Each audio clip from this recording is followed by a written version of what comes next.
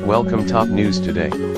White House Chief of Staff John Kelly arrives at the Capitol on Wednesday for a meeting with the Congressional Hispanic Caucus. Susan WalshAP. White House Chief of Staff John F.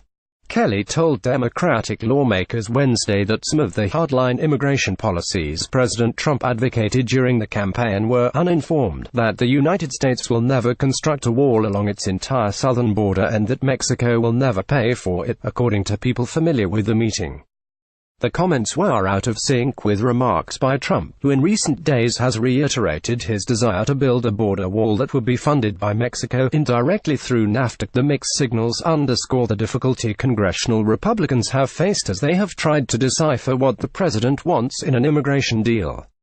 And they have contributed to tensions over how to resolve the legal status of immigrants known as dreamers brought to the country illegally as children.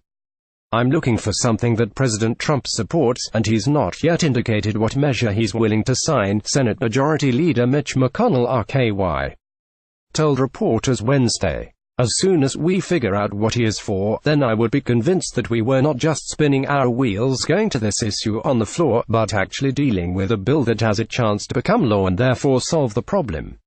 During a closed-door session at the Capitol with members of the Congressional Hispanic Caucus and House Minority Whip Steny H. Hoyer DMD, Kelly repeatedly said that Trump supports enacting permanent legal protections for dreamers and that he has helped the president evolve on immigration policy. But the meeting ended with no resolution to what exactly the administration wants in exchange for authorizing permanent legal protections for the at least 690,000 people enrolled in the Obama-era Deferred Action for Childhood Arrivals program that Trump ended last year, according to several attendees. The president is committed to a permanent solution to DACA, Kelly said at the meeting. Later in the day, Trump struck a tougher tone. In an interview with Reuters, the president called a bipartisan deal worked out by Sens. Richard J. Durbin and Lindsey Graham RSC horrible and very, very weak. It's the opposite of what I campaigned for, Trump told Reuters. The immigration debate was thrown into chaos last week after a tense meeting at the White House between Trump and lawmakers where the president, according to several people familiar with his remarks, expressed anger at a proposal from Durbin and Graham to allow in immigrants from what he called shithole African and Latin American countries. He then questioned why more of a priority wasn't being put on attracting immigrants from Norway and Asian countries. By the end of Wednesday, Kelly confirmed his comments to Democratic lawmakers but attempted to play down any differences with the president while describing him as a willing negotiator. He has evolved in the way he looks at things, Kelly told Fox News. Campaign to governing are two different things, and this president has been very flexible in terms of what's in the realm of the possible. He also expressed confidence that an agreement on DACA could be reached soon. There's no doubt in my mind there's going to be a deal, he told Fox. So long as men and women on both sides are willing to talk.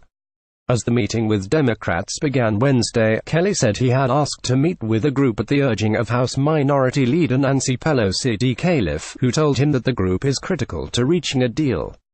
Hoyer told Kelly later that the views expressed by lawmakers in the room represent the will of the Democratic caucus, a reminder that House Democrats overwhelmingly support protecting dreamers and strongly oppose Trump's calls for stricter border protections.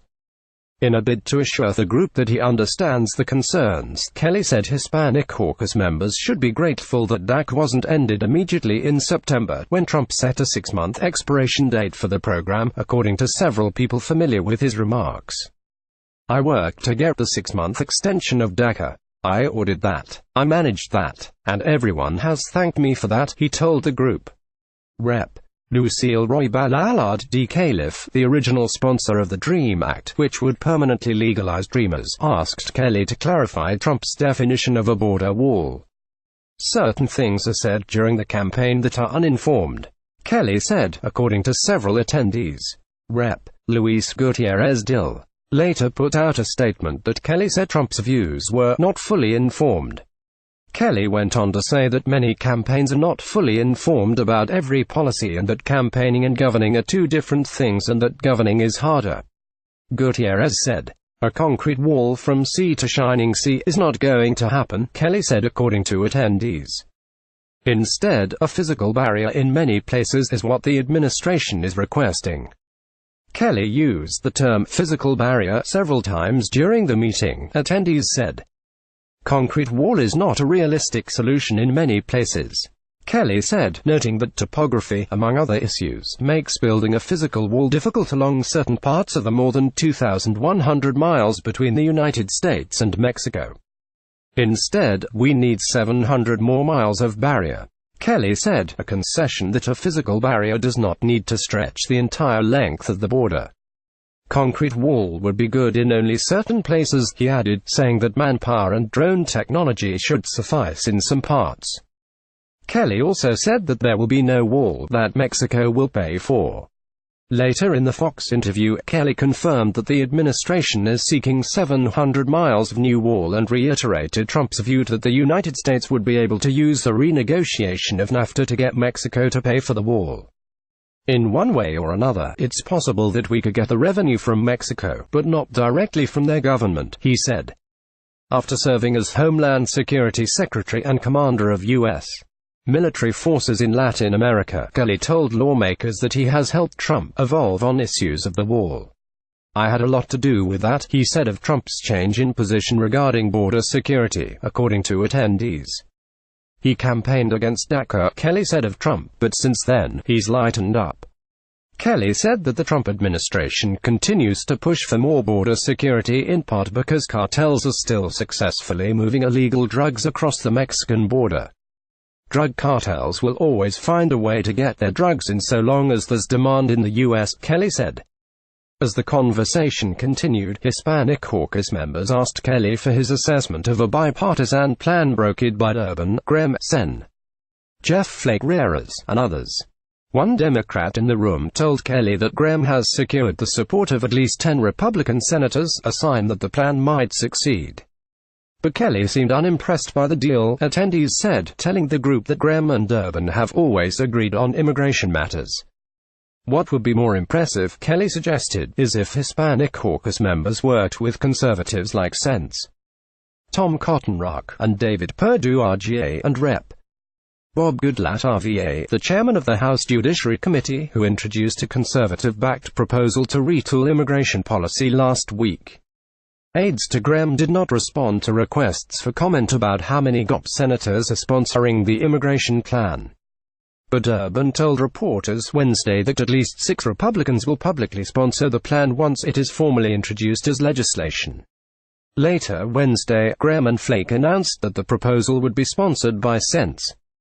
Cory Gardner R. Colo, Susan Collins R. Maine, Lamar Alexander R. Tennessee, Lisa Murkowski Alaska, and Mike Rounds R. SD.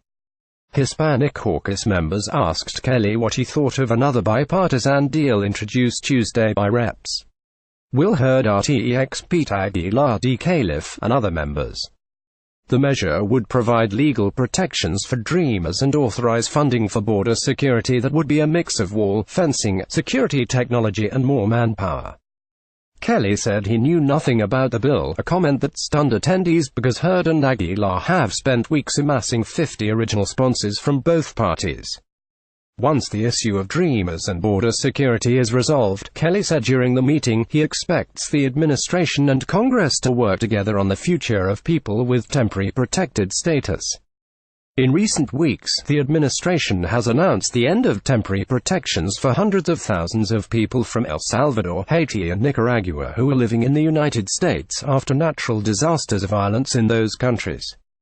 As the meeting ended, one longtime Hispanic Caucus member sought to make peace with Kelly. Gutierrez, a vocal opponent of Trump and outspoken proponent of a comprehensive immigration overhaul, apologized directly to Kelly for comments he made in the fall. In several appearances and interviews, Gutierrez called the former Marine general a hypocrite and a disgrace to the uniform he used to wear because he supported the end of DACA. Seated next to Kelly, Gutierrez apologized, and Kelly accepted the apology. We all said stupid things, Kelly told the group. As Kelly got up to leave, he turned again to Gutierrez, squeezed the congressman's right shoulder and thanked him again for the apology. It means a lot, Kelly told Gutierrez.